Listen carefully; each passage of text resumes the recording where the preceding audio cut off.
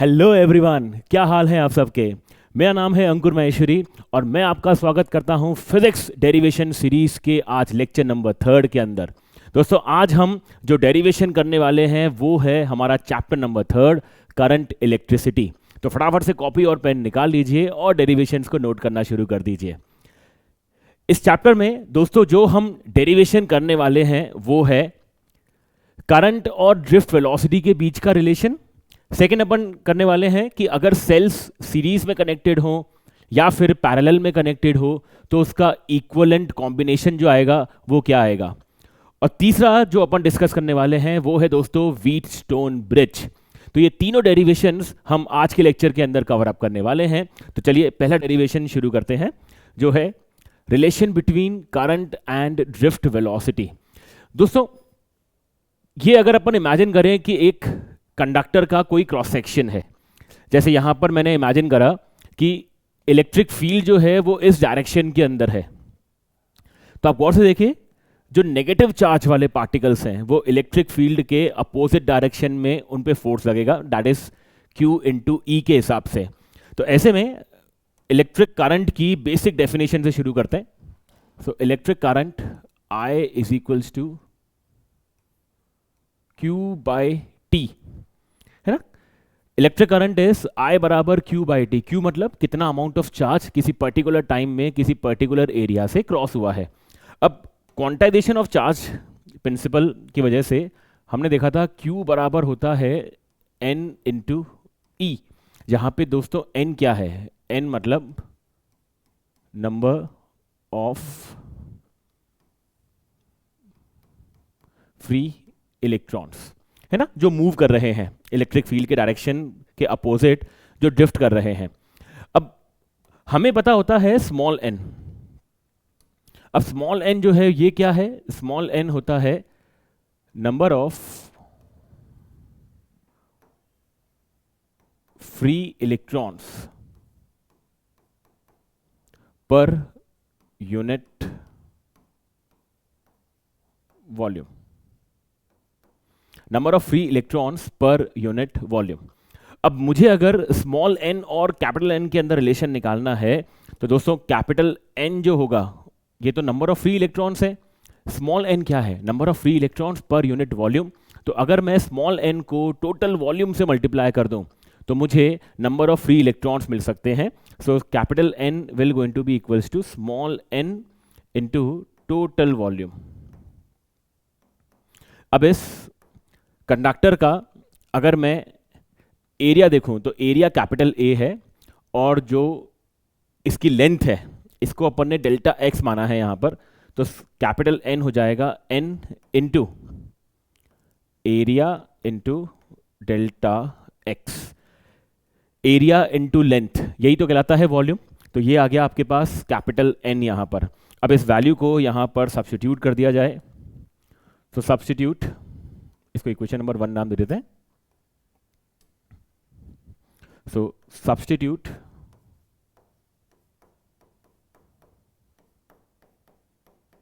In equation 1 we gate,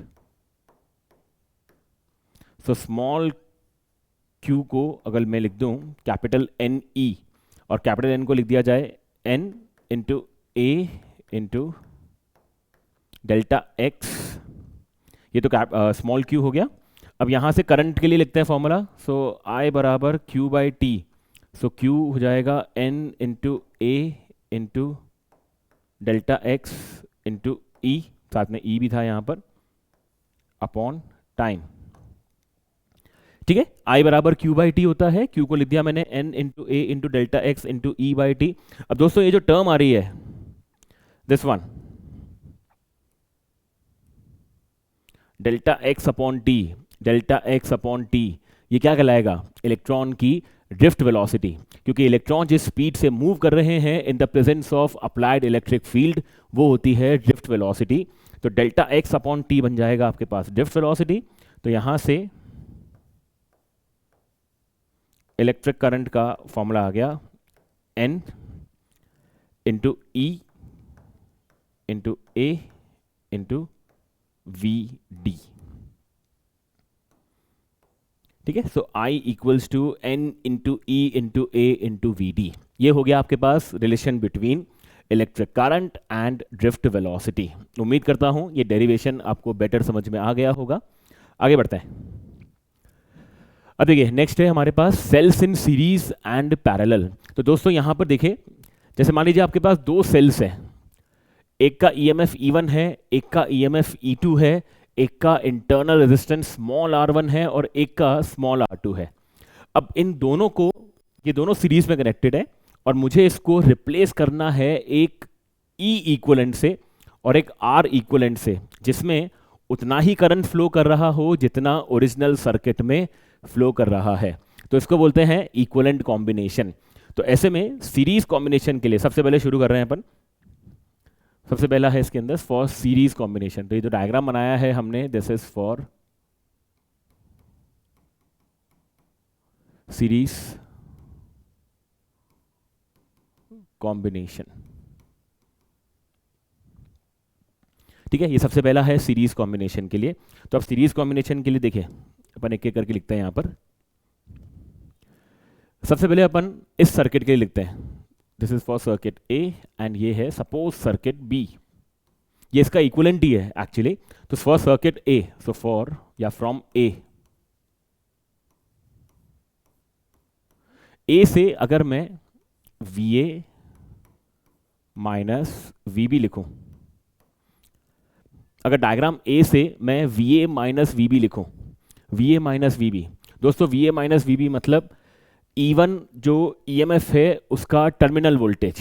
अब terminal voltage होता है दोस्तों E माइनस IR। तो अगर अपन VA माइनस VB पहले सेल के लिए लिखना चाह रहे हैं तो ये हो जाएगा आपका E1 minus I into R1। ठीक है, इसको इक्वेशन नंबर 1 नाम देते हैं। सिमिलरली अब इसके लिए लिखते हैं E2 के लिए, तो ये बन जाएगा VB माइनस VC बराबर E2 माइनस IR2। ये हो गया इक्वेशन नंबर 2। ठीक है, अब इन दोनों इक्वेशनों को ऐड कर देते हैं। सो ऐड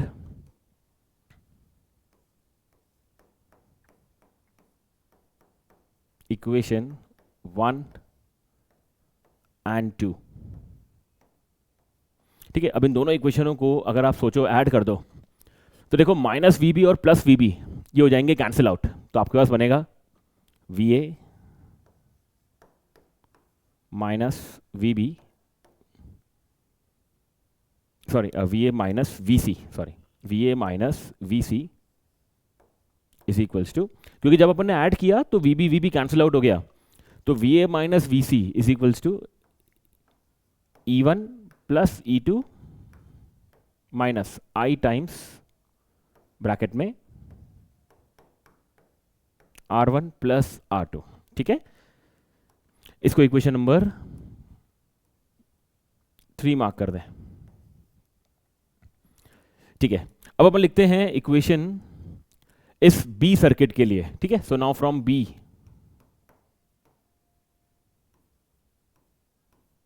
अब B के लिए अगर आप अगेन टर्मिनल वोल्टेज लिखो तो फिर से ये बन जाएगा VA minus VC is equals to E equivalent minus I into R equivalent. ठीक है, इसको नाम दे दें इक्वेशन नंबर 4। अब गाइस इक्वेशन नंबर 4 और इक्वेशन नंबर 3 को आप कंपेयर करो। इक्वेशन नंबर 4 और 3 को अगर आप कंपेयर करोगे तो आप देखोगे कि यही जो टर्म आ रही है this is nothing but E equivalent, और ये जो टर्म आ रही है ये है R इक्वलेंट। ठीक है, तो यहां से आपके पास गाइस फॉर्मूला आ गया। सो कंपेयरिंग इक्वेशन 3 एंड 4,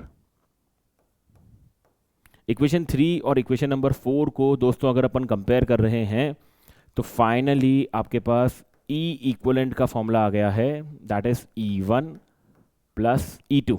यानी कि अगर बहुत सारे सेल्स सीरीज में कनेक्टेड हो तो E इक्वलेंट निकालने का बेसिक तरीका है सारे EMF को ऐड कर दो उनकी पोलैरिटी को देख करके। अगर मान लीजिए किसी एक की पोलैरिटी रिवर्स है तो फिर अपन उसमें माइनस साइन लगा देंगे, ठीक है। और आर इक्वलेंट जो आएगा that is R1 plus R2, ठीक है। आर इक्वलेंट विल बी, जो भी सीरीज कॉम्बिनेशन में रेजिस्टेंस होते हैं उसका डायरेक्ट फॉर्मूला एग्जैक्टली ऐसा ही लिखा है इन्होंने यहाँ पर। So R equivalent is R1 plus R2 and E equivalent is E1 plus E2। तो उम्मीद करता हूँ सीरीज कॉम्बिनेशन में ई इक्वलेंट निकालने वाला कॉन्सेप्ट हमारा क्लियर होगा। अब आते हैं दोस्तों अपन पैरेलल कॉम्बिनेशन के ऊपर, है ना। तो ये सेकंड वाला जो है दिस इज फॉर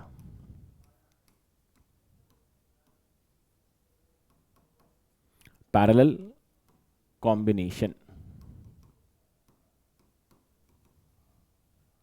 ठीक है। ये है हमारा पैरेलल कॉम्बिनेशन, ओके। अब देखो पैरेलल कॉम्बिनेशन में चलिए वापस से इक्वेशन बनाते हैं। इस इक्वेशन की लिखेंगे, फिर इसकी लिखेंगे और फिर अगेन कंपेयर करेंगे। तो चलिए पहले यहाँ से शुरू करते हैं। इसको नाम दे देते हैं सर्किट नंबर ए, इसको नाम दे देते हैं सर्किट बी, ठीक है। अब दोस्तों देखिए ये वाला पॉइंट ए है, ठीक है। तो अगर ये वाला पॉइंट ए है तो अपन यहाँ पर इस पॉइंट को भी ए नाम दे सकते हैं। ये वाला पॉइंट बी है, सॉरी ये वाला पॉइंट सी है तो इसको भी अपन ने सी नाम दे दिया, है ना। सेम वायर के अक्रॉस पोटेंशियल सेम रहता है जब तक कि बीच में कोई रेजिस्टेंस ना आ जाए। तो आप गौर से देखिए इन दोनों पॉइंट्स के बीच में कोई रेजिस्टेंस है नहीं, यहाँ पर कोई रेजिस्टेंस है नहीं, तो ऐसे में पॉइंट्स जो रहेंगे वो सेम चलेंगे। तो ऐसे में अगर अपन फ्रॉम ए अगर ए वाले डायग्राम में मैं वी ए माइनस वी सी लिखूं, जिसको ना मैं वी लिख देता हूं, है ना। मैंने वी ए माइनस वी सी को वी लिख दिया। अब वी ए माइनस वी सी मैं लिखना चाह रहा हूं सबसे पहले E1 के लिए, तो क्या बनेगा E1 minus I1 R1 and similarly V A minus V C जिसको मैंने V नाम दिया। अब मैं लिखना चाह रहा हूं E2 के लिए, तो ये क्या बनेगा E2 minus I2 into R2, ठीक है। तो यहां से कंपेयर करके फटाफट से जरा I1 और I2 का वैल्यू अपन निकाल लेते हैं। तो I1 का वैल्यू कितना आ जाएगा, I1 आ जाएगा आपके पास E1 minus V upon R1 and I2 will be E2 minus V upon R2, ठीक है। दोस्तों ये आया I1 और I2 का value, E1 minus V upon R1, E2 minus V upon R1। अब अगर अपन इस पॉइंट पे जंक्शन लॉ अप्लाई करें, है ना, एट पॉइंट C, सो eight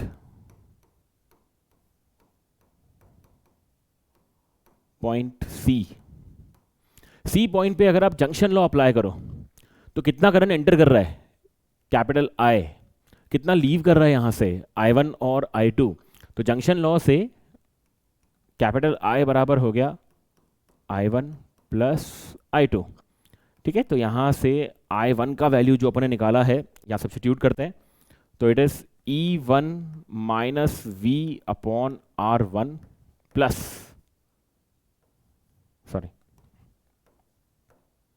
plus E2 minus V upon R2, ठीक है। हमने I1 और I2 के वैल्यूज को अलग अलग कर लिया यहाँ पर और सब्स्टिट्यूट कर दिया। अब नेक्स्ट वैल्यू में पुट करते हैं। सो कैपिटल I बराबर E1 बाय R1 अलग कर दो, ये पूरा अलग हो गया, माइनस V, इनको अलग करके लिख दो 1 by R1 plus 1 by R2, ठीक है। तो यहां से अपन ने I हो गया E1 by R1 plus E2 by R2 minus V 1 by R1 plus 1 by R2। पूरी इक्वेशन को ये जो अपन ने लिखी है यहां पर इक्वेशन नंबर 1 जिसको अपन ने नाम दिया है, पूरी इक्वेशन को डिवाइड कर दें 1 by R1 plus 1 by R2 से, ठीक है। पूरी इक्वेशन को 1 by R1 plus 1 by R2 से डिवाइड कर दें, ठीक है। तो अपन यहां पर ऐसे लिख लेते हैं, अपना चल रहा था I equals E1 by R1 plus E2 by R2 minus V।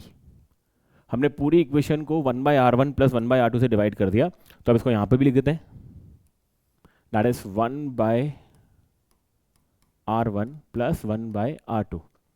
Same चीज यहां पर भी 1/R1 प्लस 1/R2। ठीक है, और अब इसको v को इधर ले आए और इस टर्म को इधर भेज दें, तो आपके पास v हो जाएगा v equals E1/R1 plus E2/R2 bracket में 1/R1 1/R2 ऐसे, माइनस I ऐसे हो गया अपॉन 1/R1 प्लस 1/R2। ठीक है, इसको इक्वेशन नंबर 2 नाम दे दें अभी। ठीक है, अब एक बार देखो वापस इस वाले सर्किट पे आते हैं जो अपन ने इक्विवेलेंट वाला बनाया था। ठीक है, so now from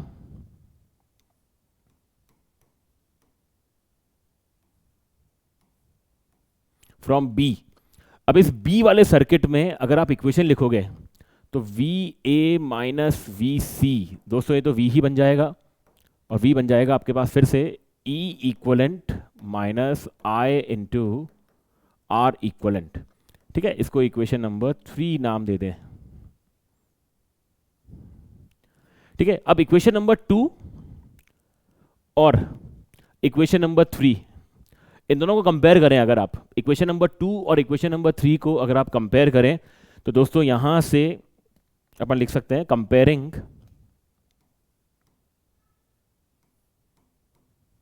comparing equation 2 and 3 we get,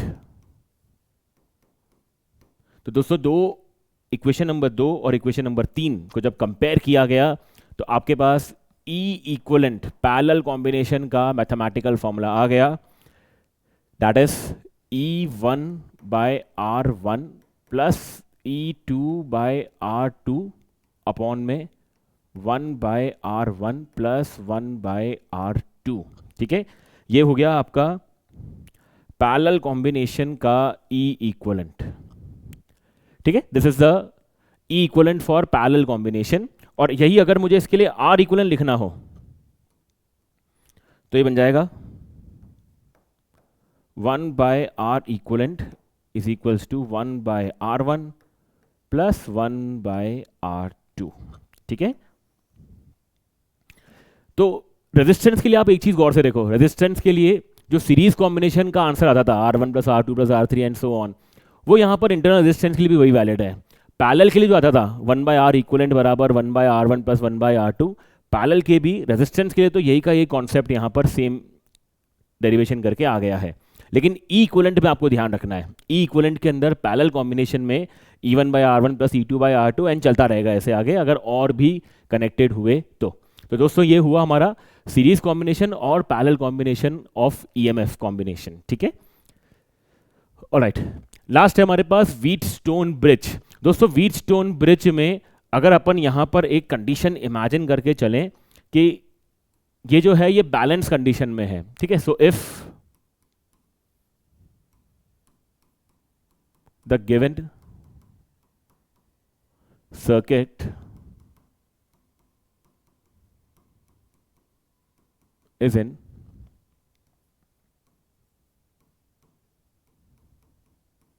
balanced condition,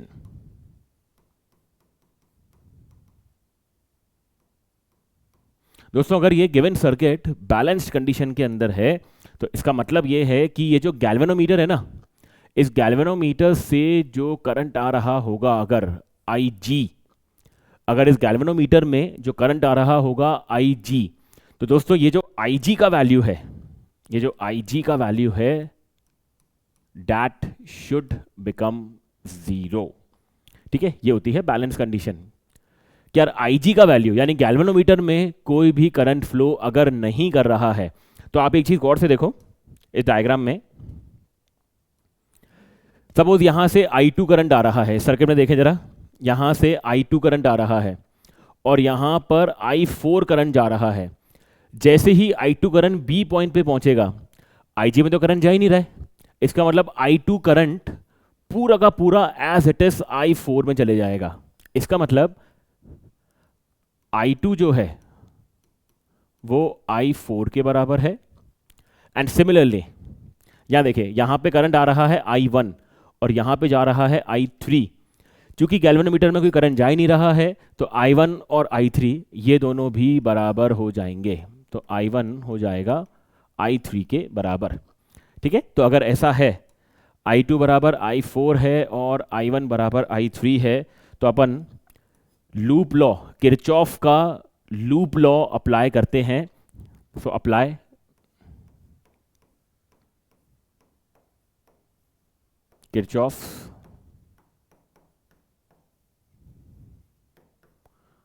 Kirchhoff loop law in A B D A. देखिए A B D A, circuit में देखिए ए बी, फिर बी से डी, फिर वापस डी से ए। तो चलिए शुरू करते हैं। करंट की डायरेक्शन में जाएंगे तो माइनस का आई आर, अपोजिट में जाएंगे तो प्लस का आई आर। अब सिमिलरली अगर अपन ए से बी जा रहे हैं तो अपन करंट की डायरेक्शन में जा रहे हैं। ठीक है, तो करंट की डायरेक्शन में जा रहे हैं तो ये हो जाएगा माइनस का I2 इंटू R2। ठीक है, हम करंट की डायरेक्शन में जा रहे हैं तो माइनस का I2 into R2। B D part में करंट है ही नहीं, फिर अपन डी ए पे जा रहे हैं, डी ए में अपन करंट की डायरेक्शन के अपोजिट जा रहे हैं, तो प्लस I1 R1 बराबर 0। तो दोस्तों यहां से अपन I2 अपॉन I1 निकाल लें, कितना आ जाएगा? I2 upon I1 I think ये आ जाएगा आपके पास R1 बाय R2। ठीक है, इसको इक्वेशन नंबर 1 नाम दे दें अभी। तो ये तो अपन ने एक किरचॉफ का लूप लॉ अप्लाई करा ए बी डी ए के अंदर। अब सिमिलरली अप्लाई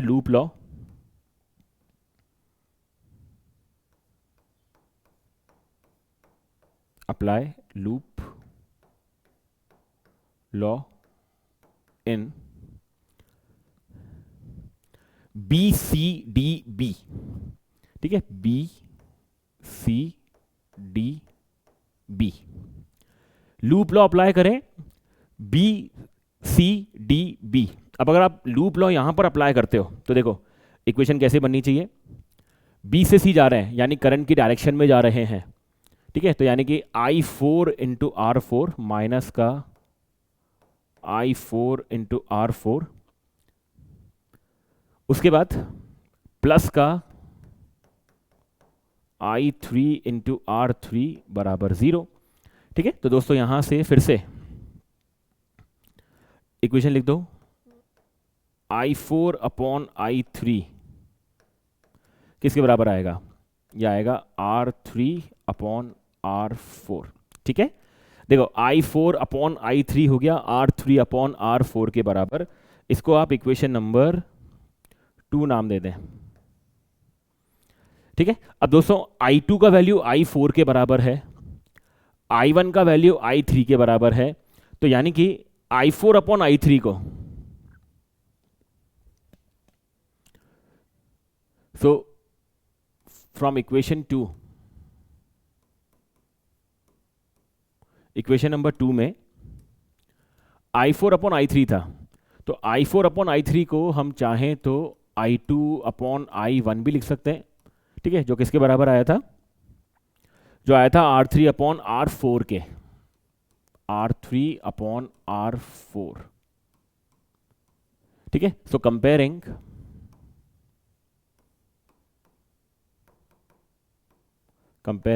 इक्वेशन 1 एंड 3। अब दोस्तों इक्वेशन नंबर 1 और इक्वेशन नंबर 3 को गौर से देखो। ये रही equation number 1, I2 upon I1 बराबर R1 अपॉन R2। ये रही equation number 3, I2 upon I1 बराबर R3 अपॉन R4। दोनों इक्वेशनों में अगर आप गौर से देखो तो दोनों इक्वेशनों में LHS पार्ट जो आ रहा है वो बिल्कुल सेम आ रहा है। तो ऐसे में LHS पार्ट में दोनों अगर सेम है तो यहां पर था R1/R2, वी गेट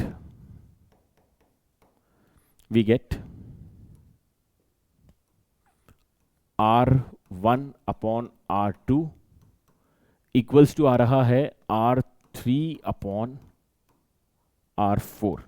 ठीक है, यानी कि एडजॉइनिंग आर्म्स के रेजिस्टेंस का रेशियो R1/R2 और R3/R4, इनके रेजिस्टेंस का रेशियो दोस्तों अगर सेम आ जाता है तो ऐसे में हम उल्टा भी समझ सकते हैं कि अगर रेशियो सेम आ गया इसका मतलब IG का वैल्यू 0 है। दैट मीन्स इस ब्रांच में कोई भी करंट फ्लो नहीं करेगा। तो इसका मतलब यह है कि अगर मुझे इसका इक्विवेलेंट निकालना होगा तो R2 R4 सीरीज में आ जाएंगे, R1 R3 सीरीज में आ जाएंगे, फिर इनका कॉम्बिनेशन पैरेलल में आ जाएगा और फिर अपन इस सर्किट को सॉल्व कर सकते हैं। ठीक है, तो दोस्तों इस कंडीशन को R1/R2 इक्वल्स टू R3/R4 को कहते हैं बैलेंस्ड कंडीशन। इसको कहते हैं बैलेंस्ड कंडीशन, जिसमें IG का वैल्यू 0 हो जाता है। ठीक है, अब आप इसको उल्टा समझ लो, ऐसे IG 0 था तो अपन ने ये प्रूफ करा, तो वाइस वर्सा भी पॉसिबल है कि अगर रेजिस्टेंस का रेशियो बराबर है, एडजॉइनिंग आर्म्स के रेशियो बराबर है, तो IG का वैल्यू भी 0 हो जाएगा। ठीक है, तो दोस्तों ये रहे हमारे करंट इलेक्ट्रिसिटी चैप्टर के 3 डेरिवेशंस। उम्मीद करता हूं डेरिवेशन आपको बेटर समझ में आ गए होंगे। इस लेक्चर का PDF आपको डिस्क्रिप्शन बॉक्स के अंदर मिल जाएगा। किसी को कोई डाउट अगर आता है लेक्चर के दौरान तो आप कमेंट सेक्शन में जाकर के कमेंट कर सकते हैं। तो दोस्तों आज के लेक्चर में बस इतना ही, मिलते हैं नेक्स्ट लेक्चर के अंदर। Till then good bye.